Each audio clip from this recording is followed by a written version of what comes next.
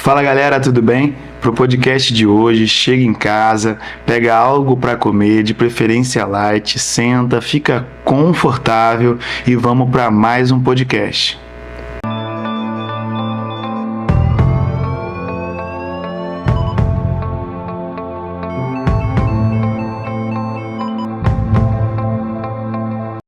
Para o podcast Via de Saída de hoje, Guilherme Levi, o Falcon, para a gente descobrir mais uma via de saída. Que via de saída que a gente vai descobrir, Hugo?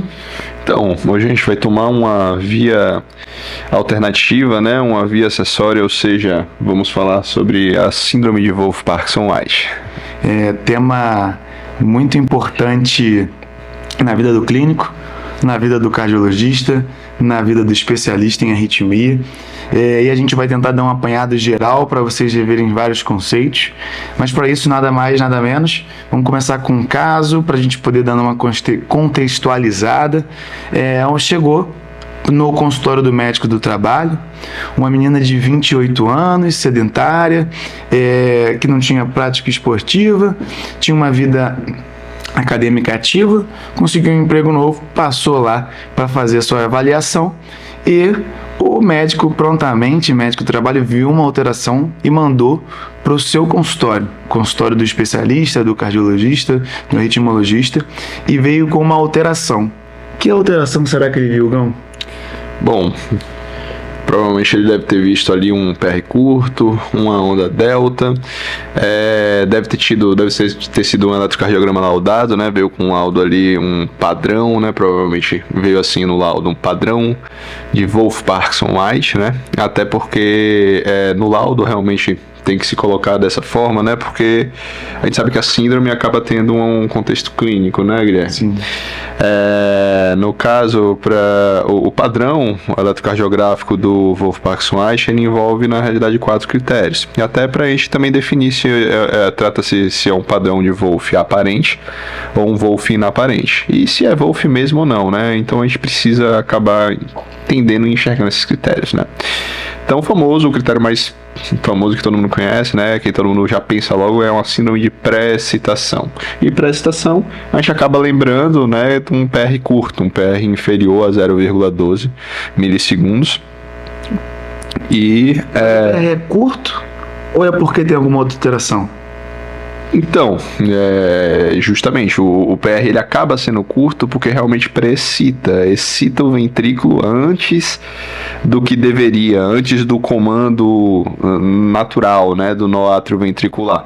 Então, ele acaba gerando uma ativação mais lentificada, né, que é justamente a onda delta, né, essa alteração que acontece no eletrocardiograma. E por conta dessa onda delta, essa ativação ventricular que acontece antes do tempo, o QRS ele se alarga, né, ele fica largo, ele gera um QRS que aí sim é superior a 0,12, né, então PR inferior a 0,12 mais o QRS superior a 0,12, né, e essa ativação ventricular também mais precoce acaba gerando uma alteração na repolarização, né, que seria o quarto critério desses 4 aí que eu falei, que acaba, essa alteração de repolarização é uma alteração mais grosseira mesmo, a gente pode ter ela como infra de ST ou onda T invertida em relação ao predomínio do QRS, tá? E se atender os 4 desses 4 critérios, a gente pode chamar isso de um padrão de Wolff-Parkinson-White aparente. Se tiver somente 2 ou 3 desses critérios, a gente chama ele de inaparente, e se tiver provavelmente não é Wolff, né? E a alteração mais comum, inclusive, que acaba chegando, o pessoal, não, isso aqui é Wolff com certeza, etc., e acaba se apontando sempre, é o PR curto. Isso, aí é um bom feedback pro pessoal falar que o PR curto sozinho não serve pra muita coisa, né? Na realidade o PR curto é bom a gente saber que existe, porque primeiro a gente tem que pensar em algumas outras questões, né? O Wolff a gente sempre tem que lembrar, mas a gente tem que lembrar, por exemplo, que pode ser uma crianças têm um PR às vezes um pouco mais curto mesmo, pode ser alguma síndrome que simule uma síndrome de pré-excitação, por exemplo, é uma síndrome genética do PRKG2, tá? Que simula bastante também, e também tem um PR curto. Essa foi boa. Mas assim, tipo assim, não é PR curto, não é igual ao Wolff, né? Desmistificar aí um pouquinho isso daí, né? By the way, fora da nossa investigação aqui do Wolff, o PRKG2 valeria um eco, né? Mas enfim, é porque a gente vai fugir do eco exatamente na finese, né, agora. A gente vai acabar pedindo um eco para um Wolffzinho, né? Vai acabar entrando. Vai acabar. Aí se tira pelo septo. Mas isso aí é um tema para um outro podcast. Mas aí deixa eu ver se eu entendi. A gente vai ter perto dos anéis das válvulas, ou seja, mitral, tricúspide, válvula aórtica, ali um caminho que pode percorrer o impulso. Ou seja, por uma via acessória, ele vai, em vez de entrar pelo nó AV, que é o nosso filtro, por um filtro decremental. Quando a gente bota um filtro na parte do nó AV, é importante a gente entender que ele é decremental. Ele vai acabar sendo como se fosse um porteiro que vai te filtrar. Aqui em São Paulo tem as duas portarias, uma antes e uma depois, tem uma antessala de portaria, e o nó AV é igualzinho essa portaria. Você entra nela, tem que esperar um pouquinho para ver se você pode descer, depois abre a segunda porta. Para quem nunca viu, vale botar no YouTube. Mas ele filtra, ou seja, ele atrasa um pouco a sua entrada no ventrículo. Se ele atrasa, ele tem exatamente esse período de PR e esse intervalo para a gente poder descer pelo ventrículo. Se a gente está tendo uma via acessória, ele vai ter a via acessória, seja uma lateral esquerda, seja por onde for, uma via mais rápida. Então ele tem uma via mais rápida, desce por ali, e a gente vê isso no elétrico com essa onda delta, ou seja, esse início de despolarização precoce. Utilizando essa figura de linguagem que você utilizou da portaria, seria como se a via acessória seria como se fosse uma porta aberta. Ela tá ali, ela tá sempre aberta ali, e a partir do momento em que você quer chegar ali naquele lugar, você geralmente escolhe o caminho mais curto e mais rápido, e ali a via acessória ela já tá chegando e já tá entrando na sua casa, né? Bom, essa é a parte para ficar prática, para vocês não esquecerem. E aí, a gente vai ver o QRS mais alargado, acima de 120 milissegundos, essa onda delta, vai ver o PR curto às custas disso, e a gente vê a alteração da repolarização concomitante. E vale acrescentar, tá? Porque assim, a alteração que o Wolff faz, que você percebe que existe uma delta inicial e de repente o QRS, ele aparentemente ele volta a ser pontiagudo. Porque isso acontece porque na realidade isto é um batimento de fusão, é um batimento que acontece fusionado entre a despolarização precoce do ventrículo, que vai acabar acontecendo através da via acessória, né, que ele vai ali conduzindo praticamente célula a célula de maneira mais lenta e gradual, e por isso que ele forma aquele delta, né? E depois aquela portaria do Guilherme vai liberar a condução pelo sistema de condução normal, e isso vai fazer uma despolarização muito mais acelerada e rápida. Então é justamente a fusão entre essas duas frentes de ativação, frentes de onda que vão acontecer no ventrículo, que vão formar esse padrão do Wolfram clássico do Wolff-Parkinson-White. Bom, isso aí tudo eu acho que a gente consegue contextualizar o que aquele médico do trabalho viu e mandou pro especialista. O especialista prontamente viu o eletro e aí fez uma pergunta importante que o médico do trabalho já tinha feito: se a paciente tinha sintomas. Isso aí muda pra gente na nossa avaliação? Com certeza. Até porque a gente definiu o padrão, né, de Wolff-Parkinson-White, mas a gente só pode chamar de síndrome se o paciente ele tiver sintomas. E os sintomas acabam girando em torno de sintomas relacionados à arritmia. Então seriam sintomas de palpitação, principalmente palpitações sustentadas, tá? Síncope, e essas questões dos desconfortos que podem se assemelhar com a palpitação, que você pode acabar dando como equivalente na sua anamnese ali, né? Porque às vezes o paciente ele não chega realmente com a queixa exata da palpitação, mas classicamente seria palpitação e síncope para esses pacientes, para a gente tratar eles como sintomáticos. Perfeito. E aí, a gente viu que ela exatamente não se enquadra numa síndrome, mas é importante a gente não liberar essa paciente, exatamente porque a gente tem que fazer uma estratificação, que a gente vai falar daqui um pouquinho, fica com a gente, para a gente poder entender a estratificação desse paciente e entender até que quando ele não é sintomático, ou seja, assintomático, ele precisa de uma avaliação específica.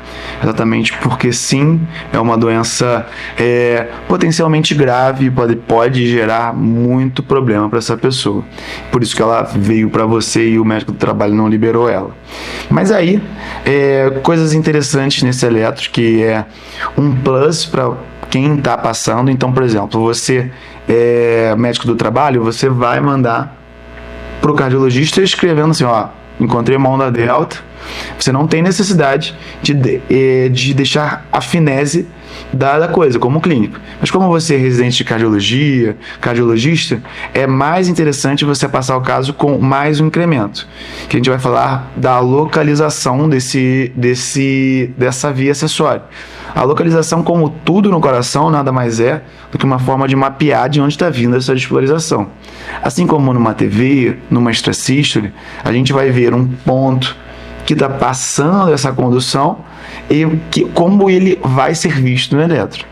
Nada mais digno do que, depois dessa explicação toda sobre o delta e sobre a despolarização da via acessória, entender que essa localização da via acessória é o delta. Então você vai ver esse início de despolarização no delta e vai tentar encaixar de alguma forma. Sempre dou o incremento do V1. V1 fica à direita, fica sempre contralateral a quase tudo do coração. Então quando você vai ver o V1, se ele tem um V1 positivo, ele tem um vetor indo em direção a ele. Então, provavelmente, ele está vindo mais da esquerda para a direita.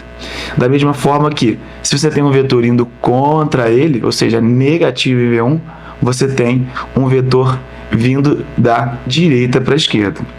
A partir disso, eu sempre corto parede inferior, que é D2, D3, EVF, e a gente vai fazer as nossas transições de V1 para V2 e mais à esquerda D1 e EVL.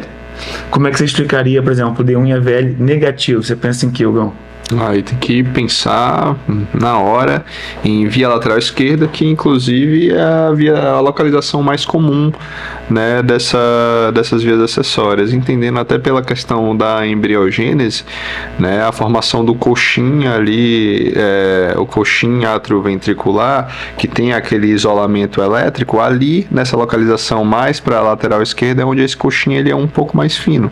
É por isso que ali a via acessória ela ou um feixe muscular, ou realmente uma via que tenha uma propriedade de condução específica, ela acaba tendo mais facilidade de estar acontecendo por ali. E aí você vai ver sempre como D1 e EVL aqui à esquerda, você vai pensar numa via que está indo contra, você vai pensar na via lateral esquerda. Somando a isso, como ela é à esquerda, você vai ver aqui em V1 positivo. Além disso, você tem que lembrar de D2, D3, EVF. Se está saindo de D2, D3, EVF para cima, você vai ver um eixo apontando para cima. Então você vai ver um D2, D3, EVF negativo. Então você está vendo da parte basal, parte posterior para cima. Da mesma forma que você vendo a D2, D3, EVF positivo, você vai vir da parte mais superior do ventrículo, mais perto das válvulas e tudo mais, perto do septo, para baixo, que também é o mesmo raciocínio antero-posterior das outras arritmias. E aí você já passou o caso com bem mais qualidade em relação à lateral esquerda, de onde está vindo, você já ganhou vários pontos e já conseguiu entender um pouco melhor da prevalência, se é uma arritmia mais fácil de fazer o procedimento, por exemplo, numa via lateral esquerda. Com certeza, isso assim, sumarizando, assim, você acaba dividindo entre as porções mais clássicas, né? A lateral esquerda, que no caso pega quase toda a região anteroseptal esquerda até a parte lateral esquerda, a gente pode acabar chamando ali de vários graus de tipos de lateral esquerda. A posteroseptal esquerda, que aí seria justamente o padrão, que nem o Guilherme apontou, que como ele está saindo da região inferior para cima, ele vai acabar tendo um padrão ali negativo, e aí com o V1 positivo. Póstero septal direita, que seria justamente também negativo ali, só que o V1, em vez de ele estar positivo, ele vai estar também negativo, certo? E se fosse antero-septal direito, seria também o V1 negativo, com D2, D3 e AVF positivo. Então, tipo assim, você consegue estar localizando mais ou menos o local da sua via acessória através disso.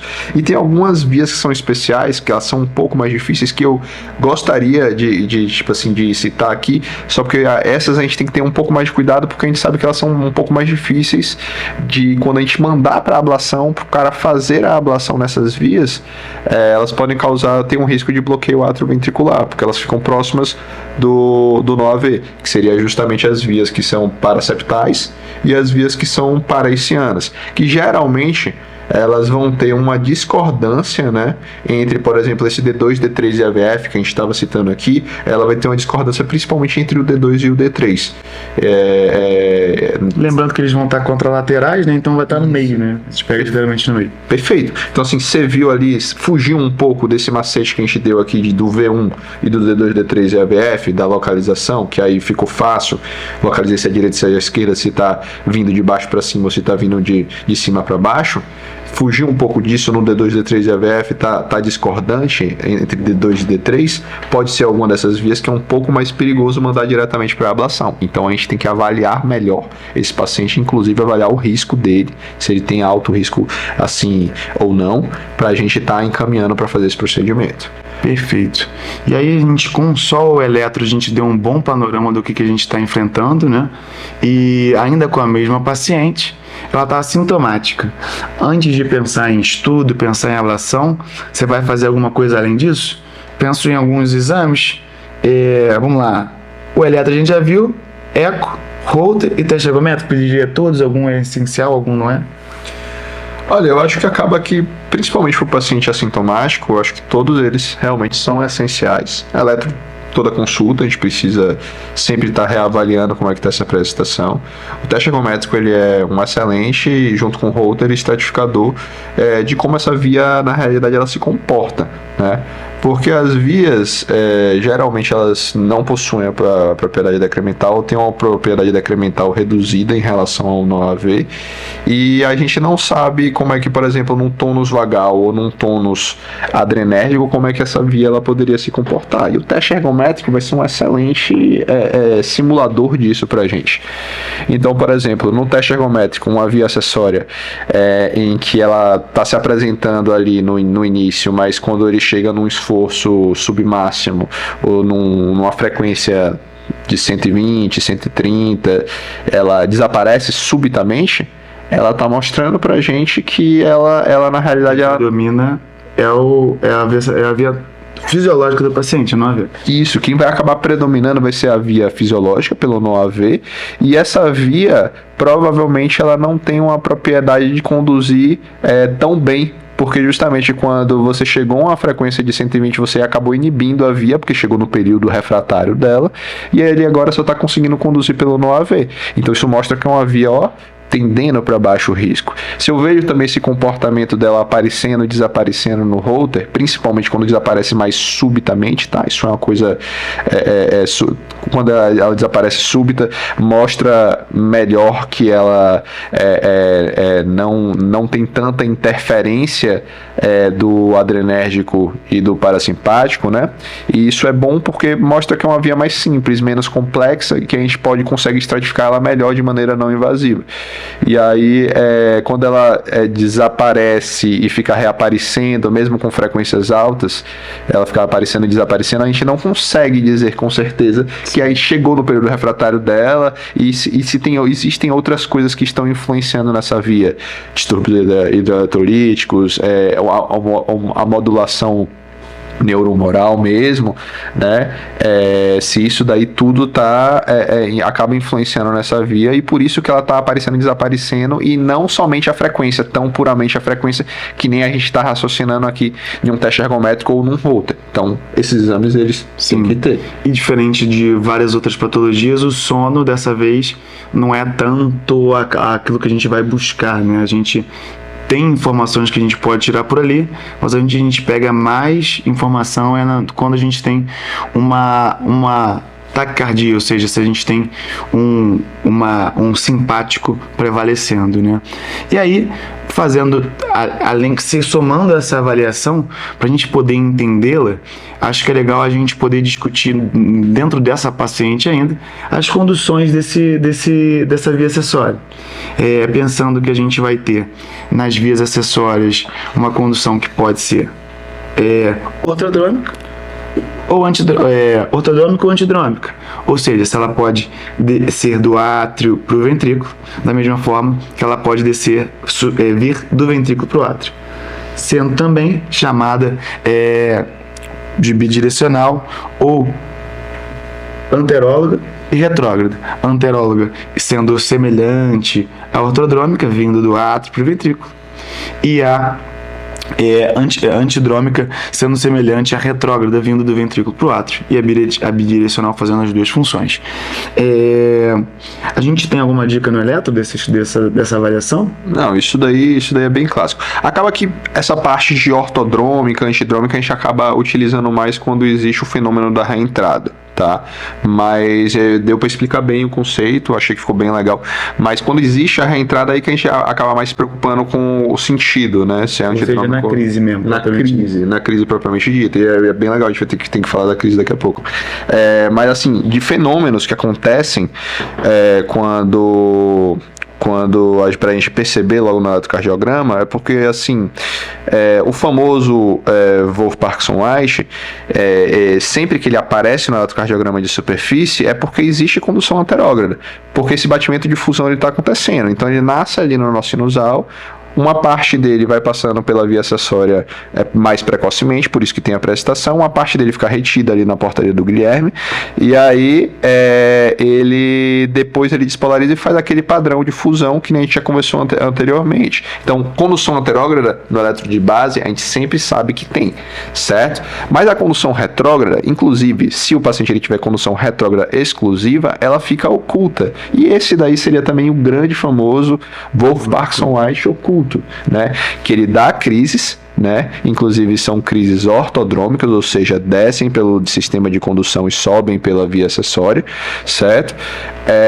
Mas no seu eletro de superfície ele não aparece ali com aquele padrão de Wolff-Parkinson-White. Ele é um Wolff oculto, tá? Mas aí tá uma situação bem legal, porque se a gente pega uma crise do Wolff-Parkinson-White e o eletro de superfície não tem nada, quer dizer, nada de pré-excitação no caso, né? Isso demonstra que é uma via retrógrada exclusiva.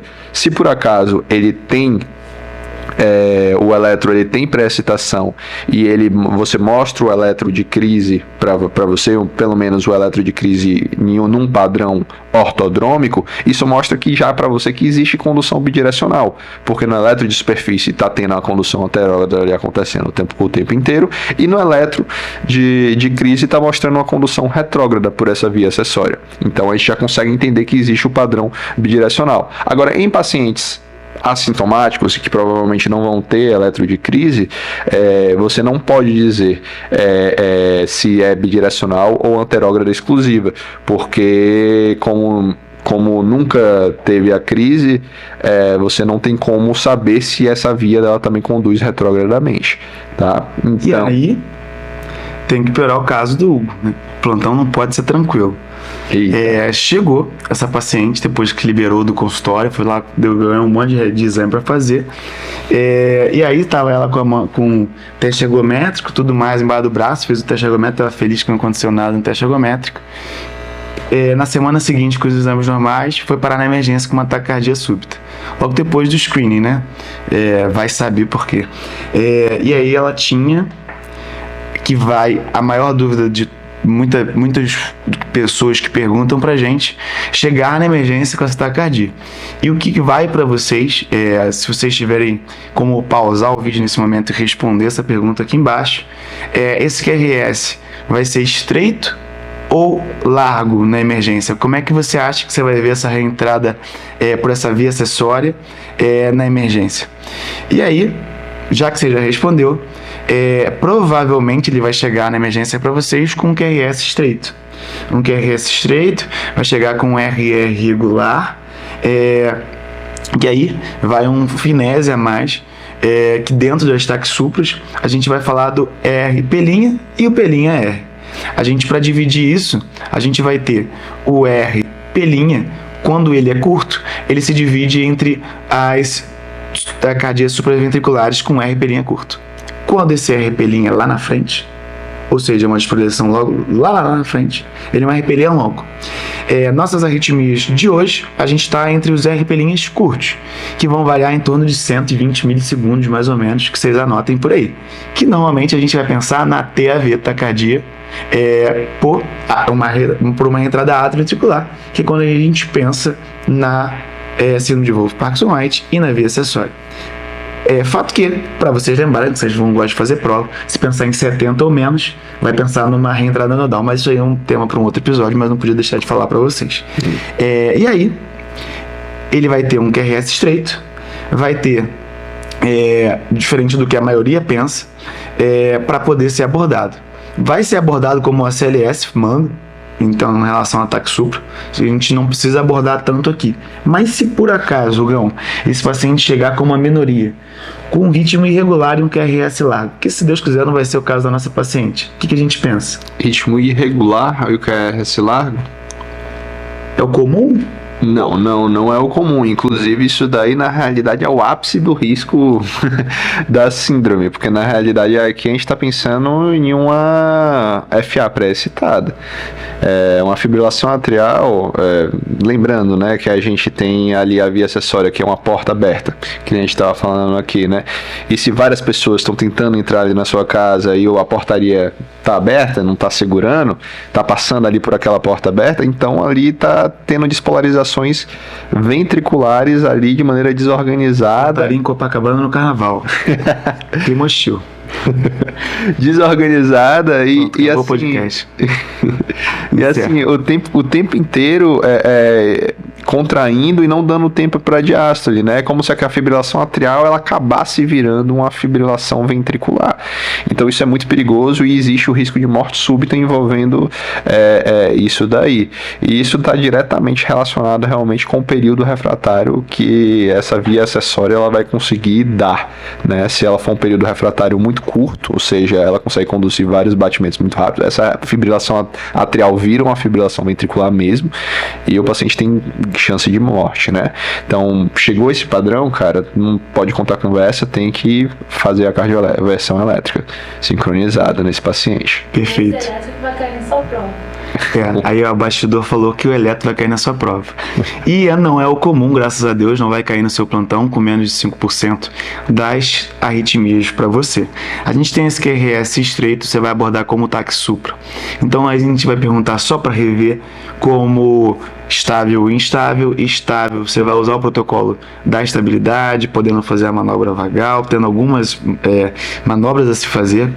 E na instável, você vai abordar como instabilidade. Da mesma forma que quando esse QRS estiver largo, instável, a gente vai pensar na cardioversão elétrica. Eu acho que vale a finese, só para ressaltar que não é só um RR irregular, com QRS largo. Na realidade, como o NOAV vai estar sendo bombardeado e a via acessória também vai estar sendo bombardeada e ela vai deixar passar muito mais do que o NOAV, vão existir não somente variações de tempo de despolarização, então não é só a irregularidade no sentido de tempo do RR, mas existe uma irregularidade também de tamanho de QRS, porque alguns vão estar totalmente pré-excitados e alguns vão ter um padrão de pré-excitação menor, porque também vai ter passado uma parte pelo NOAV. Então, na realidade, vão ter QRS de tamanhos diferentes e vão ter QRS com irregularidades também de RR. Esse padrão ele é bem típico e não pode contar conversa nesse padrão daí, tá? Um outro tipo de arritmia que pode dar no Wolff-Parkinson com o QRS alargado é o padrão antidrômico, que é o padrão justamente em que existe a reentrada mesmo, mas que esta reentrada acontece despolarizando totalmente pela via acessória, ou seja, ele entra no ventrículo pela via acessória e sobe pelo sistema de condução voltando pelo nó AV, fechando esse circuito.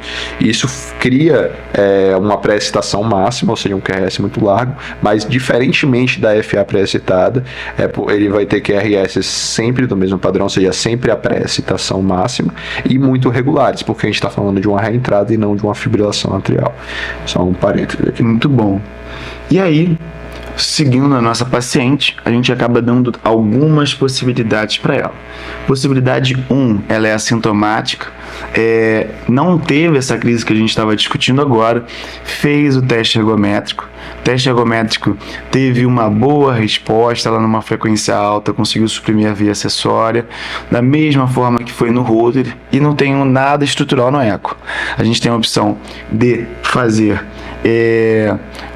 um acompanhamento, da mesma forma que a gente tem como dividir com ela, se ela tem, de alguma forma, não é a opção exatamente da paciente, mas dividir com ela o custo-benefício do procedimento, visto que ainda assim é um procedimento cirúrgico. Mas a maioria dos especialistas possivelmente vão indicar para fazer uma avaliação eletrofisiológica. E pensando dentro dessa avaliação eletrofisiológica, a gente vai conseguir medir vários períodos ali dentro do coração. A gente pode medir HV, pode medir o período de Venteba, pode medir um monte de coisa ali no nosso estudo eletrofisiológico. Mas o que é interessante a gente medir no eletrofisiológico dessa paciente? É o PRAVA, o período refratário da... Eita, até travei. Fala pra ele. Período refratário anterógrado da via acessória. Da via acessória, porque o anterógrado é o que causa o risco da FA pré-excitada, né? Isso aí.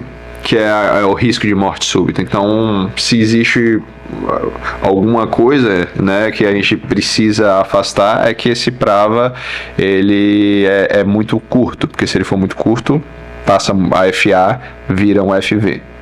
E aí a gente vai ter corte fazendo asmalina, que é um remédio, vamos dizer assim, para estimular em 230 milissegundos. Isoproterenol. Isoproterenol? Isoproterenol. Bom que o corte é ao vivo, você tem que errar ao vivo. E 250 milissegundos sem o remédio. E aí, você vai conseguir avaliar a velocidade da condução dessa via. O PRAVA nada mais é do que a velocidade de condução da via. Se a via é uma via que conduz muito rápido, ela é mais perigosa. Se ela conduz muito devagar, ela é menos perigosa. E aí, essa paciente pode ter um PRAVA muito rápido e a gente fazer a ablação dessa via, da mesma forma que ela pode ter um PRAVA muito longo e a gente ter uma avaliação a longo prazo. Acaba que a gente já tá com o catéter ali, né? Tipo assim, a gente vai fazer a ablação, mas é mais pra ser uma coisa teórica, assim, também um pouquinho pra eles entenderem que... A gente vai tentar ablacionar, né? Quando a gente tá falando quando a gente tá no catéter. Ele já vai estar lá. Mas se for uma via de muito risco, por isso que eu falei, né, das paraceptais e uma via parisiana, existe um risco de bloqueio atrioventricular. Então, se não for uma via de alto risco, você poderia... Muito bom. Justo. E aí, a gente viu que essa paciente tem essas opções, mas ela foi também, tem o metaverso que levou ela para emergência, e ela tem ataque supra, não aberrante, é a mais comum, aquela que reverteu com adenosina, e ela foi também para essa avaliação, fez a ablação. Da mesma forma que ela no terceiro metaverso, olha que longe estamos indo, ela chegou lá com uma FA aberrante, em padrão de Wolff. E aí, o que tem de interessante na FA que a gente pode fazer um apanhado com o estudo eletrofisiológico do PRAVA? Bom, legal. É porque, na realidade, no estudo eletrofisiológico, a gente está provocando as estimulações de maneira rápida, né, para ver quando essa via vai bloquear. Só que a própria fibrilação atrial, ela também cria estímulos muito rápidos e ela também pode nos dar um indício de quando essa via vai bloquear também durante essa fibrilação atrial.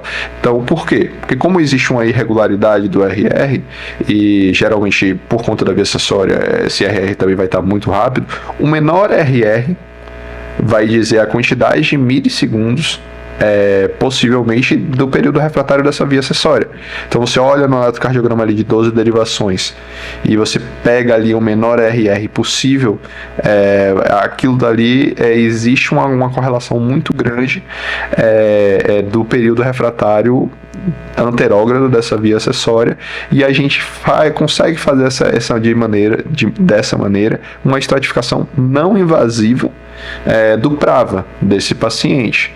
E tem até um númerozinho, um valorzinho diferente, que é um valor de 240 para esse RR, tá? E se por acaso for acima de 240 milissegundos, né, a distância entre um RR, isso é uma via de menor risco, porque ela é mais lenta, e se for abaixo de 240 milissegundos é uma via de maior risco, porque ela conduz muito rápido e existe a chance dessa FA virar uma FV. É muito legal entender como o eletro ele consegue ser tão barato, tão simples, tem qualquer unidade, e ele te diz tanta coisa nesse paciente, né? Você vê um RR abrindo e fechando, literalmente, você vê um RR maior, um menor, um QRS alargando mais com um RR menor, ele te mostra exatamente todo o mecanismo da arritmia numa folhinha só, que custa R$3. Mas, mais do que isso, você consegue ter a gravidade, urgencializar e ter a real preocupação com o seu paciente a partir de um exame básico. E aí, aproveitando, a gente fazendo um cenário diferente dessa vez, para a gente poder contextualizar talvez o outro lado do Wolff. O paciente mais idoso. Chegou um paciente nesse mesmo cenário. Ele está querendo arrumar um novo trabalho, trabalhou a vida toda, mas nunca ninguém viu. E aí chegou lá, na avaliação parecida, assintomático, dessa vez ativo, e com também o mesmo padrão. PR curto, delta, QRS mais alargado, com 65 anos. Muda alguma coisa? Muda bastante, porque esse paciente, na realidade, ele já passou por muita coisa, né? Ele já teve uma vida inteira para ele apresentar sintomas, ele foi estratificado pela vida, né? Também, né? Por conta da idade. E a gente sabe que os pacientes mais jovens, eles possuem mais risco por essa via acessória, e pacientes mais idosos, justamente por esse raciocínio dele ter sido estratificado pela vida, eles possuem um risco menor. Se a gente associar isso a que o paciente ele encontra-se assintomático, se a gente colocar que não é um Wolff aparente, é um Wolff inaparente, ou seja, não tem todos aqueles critérios lá, né? Colocar que ele se apresenta de maneira intermitente, num eletrocardiograma aparece, em outro acaba não aparecendo, ou ele desaparece subitamente no teste ergométrico, ou no Holter, você vê que ele aparece e desaparece também ao longo do dia. Você junta vários fatores positivos que lhe mostram em que esse paciente, na realidade, ele parece que tem um baixo risco, certo? E aí, justamente, esses pacientes são os pacientes que a gente gosta de manter o acompanhamento clínico, que às vezes a gente aconselha, olha, por todos esses fatores, a gente vai só acompanhar, etc, etc. E a gente, às vezes, acaba até aconselhando o paciente a não fazer, né, o estudo eletrofisiológico, né, para definir se essa via é de alto risco ou não. Isso é interessantíssimo. Acaba que todos eles são evidências com estudos observacionais, né? Não tem como a gente randomizar esse paciente, seria antiético, mas você consegue ver a longo prazo como abordar, principalmente no paciente mais jovem, né? E tudo isso acaba sendo muito bem estatisticamente descrito. Isso é o mais importante, a gente sempre fazer as coisas baseado em evidência e conseguir deixar o paciente de forma mais segura possível. Mas vamos botar no nosso cenário Brasil. A gente não tem eletrofisiologia para todos os nossos cenários. Perfeito. A gente é uma coisa não muito disponível. Então a gente tem que saber também tratar o paciente de forma medicamentosa. Tem algum remédio que a gente pode fazer, tem algum remédio que a gente não deve fazer, tem algum remédio que a gente não pode fazer? Perfeito. Assim, só para sumarizar logo, tá? A ablação, assim, praticamente via acessória vista, via acessória ablacionada. A gente tem que... Geralmente a gente acaba mandando tudo realmente para o estudo fisiológico, porque existe a segurança do paciente, existe a segurança que a gente quer estar seguro que a gente está fazendo o melhor para o nosso paciente, né?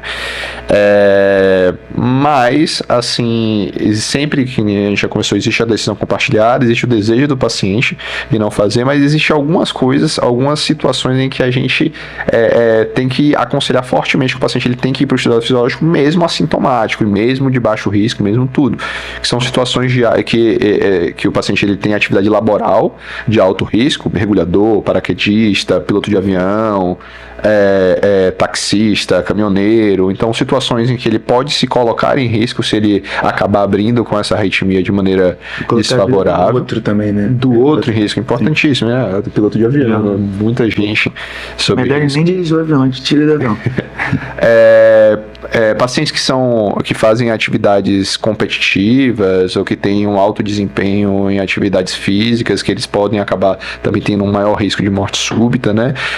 Mesmo se demonstrando assintomático, eles precisam estratificar isso daí para continuar suas atividades ou até mesmo em atletas, né? E pacientes que estão desejando gestar ou que são gestantes porque existe o risco, né, na arritmia, né, de precipitar a arritmia, né? A gente sabe que existe toda a mudança, né, no corpo, neurohormonal e humoral ali na mulher, que pode acabar precipitando a arritmia, e isso pode levar ao sofrimento fetal, né, e levar às vezes ao aborto, né, a perda do bebê. Então, assim, a gente está falando aqui de medicação, mas na minha cabeça tentar ablação aí para todo mundo, e a não ablação são casos excepcionais, tá? No Wolf, só para deixar isso bem claro. Realmente, na prática, quando não tem, né? Se você tiver, dificilmente não vai fazer. Isso. E aí, a gente está aqui pensando, né, em tratamento medicamentoso. Principalmente, vamos voltar para uma maneira mais confortável, para acalmar meu coração. A gente estava colocando a medicação no paciente que é sintomático, enquanto ele está aguardando o plano liberar ali a ablação dele, ou está aguardando ali na fila do SUS para fazer a ablação dele. A gente não vai deixar ele sem nada, porque a gente já viu que ele faz crise, vamos dar uma medicação. E o mais importante é você saber quais medicações você não pode colocar. E aí a gente vai começar pelo não, né, pra turma já saber. E pra surpreender, porque a gente faria ao contrário. Com certeza. Porque olha só, geralmente as primeiras medicações de todas as questões de arritmia que você vai marcar ali na sua prova é beta-bloqueador ou bloqueador de canal de cálcio, e aqui é justamente o contrário. Porque na realidade, beta-bloqueador e bloqueador de canal de cálcio, eles inibem o quê? O nó atrioventricular, e deixam a via acessória ela ficar mais à vontade e passar todos os estímulos ali por ela. Então, na realidade, você está melhorando, entre aspas, a condução. Talvez não melhorando, mas você está propiciando mais a reentrada, porque você está criando ali um gap de excitabilidade maior ali no nó AV, porque você vai estar atrasando a condução pelo nó AV e deixando ela passar toda ou quase que toda ali pela via acessória. E por conta desse gap de excitabilidade que acaba acontecendo, a reentrada ela se faz muito mais favorável. Então você pode piorar as crises do seu paciente quando você coloca beta-bloqueador ou bloqueador de canal de cálcio nesse sentido, certo? Então a gente tem que utilizar antiarrítmicos que inibam também a via acessória. E aí, a gente falou que não pode fazer. E aí o antiarrítmico que vem sempre na cabeça de todo mundo é a amiodarona. A amiodarona é importante a gente lembrar que também ele inibe as duas áreas, tanto o nó quanto a via acessória. Mas dessa mesma forma, ele ainda é um remédio que ele é muito agressivo e ele só vale a pena para fazer, mais uma vez, na insuficiência cardíaca. Então ele não deve ser feito na maioria dos casos, deve ser feito só em casos específicos, já com doença estrutural, visto que você vai ter como primeira opção os remédios que são antiarrítmicos tanto pela via acessória quanto pelo nó AV, que é a propafenona e sotalol. E acaba que as contraindicações de ambos são quando entra a amiodarona, na insuficiência cardíaca e na doença estrutural. Então nossas opções realmente na prática vão ser a propafenona e o sotalol, tendo alguns alarmes para cada um. Sotalol, você vai ficar de olho no QT para ver se você tem um QT mais alargado, alguma alteração na repolarização, visto que esse paciente já vai ter alguma alteração.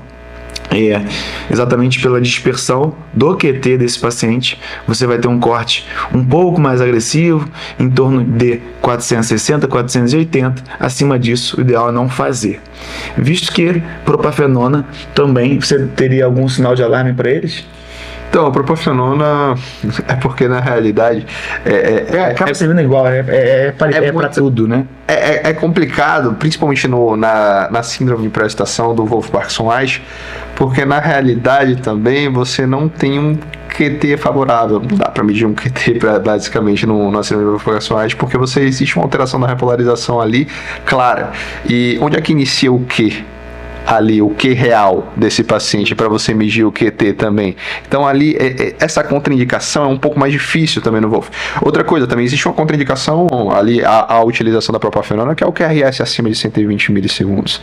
Olha só, Wolff-Parkinson-White tem o QRS acima de 120 milissegundos, tá? Mas é justamente por conta de uma onda delta. E assim, então, as contraindicações, essas contraindicações que são através do eletrocardiograma, a gente não consegue utilizar elas muito bem, falando desses antiarrítmicos. Mas, por exemplo, outras contraindicações, que são contraindicações mais estruturais, que nem o Guilherme já falou, de insuficiência cardíaca, um septo ali maior do que 13, quer dizer, maior do que 12, ou 13 para cima.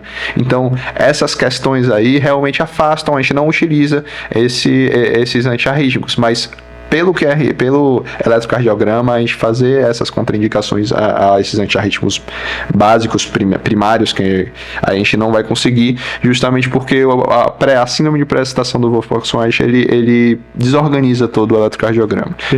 Então, assim, foi um gancho excelente aqui para a gente estar tratando disso, porque o propafenona com bloqueador de canal de sódio, ele pode alargar o QRS, e isso seria uma contraindicação, né? Mas na síndrome de Wolff-Parkinson-White isso não acontece, né? Quer dizer, né? Não é que isso não acontece, mas é que a gente não pode levar isso em consideração. Então, sim, essas medicações são medicações que devem ser priorizadas, se elas puderem ser feitas, senão a gente vai para boa e velha e também não tão boa assim a amiodarona. Mas a amiodarona sempre é preterida em relação a esses. Ela fica no meio ali entre positivos e negativos, é um coringa da nossa via de saída, ou melhor, da nossa via acessória. E para hoje, eu acho que a gente concluiu todo o apanhado que o clínico, o cardiologista, o residente tem que saber de via acessória, principalmente a prestação, principalmente o paciente sintomático com Wolff-Parkinson-White. Concordo, Gão? Com certeza ficou alguma coisa, a gente deve ter esquecido de falar, mas galera, manda pergunta aí, deixa algum comentário, a gente vai estar sempre revisando para responder, ou até mesmo a gente pode ter esquecido algum detalhe aqui que a gente não falou aqui no podcast, e quando vocês alimentam a gente acaba alimentando vocês também, né, com mais informações sobre a arritmia. Muito bom, Gão.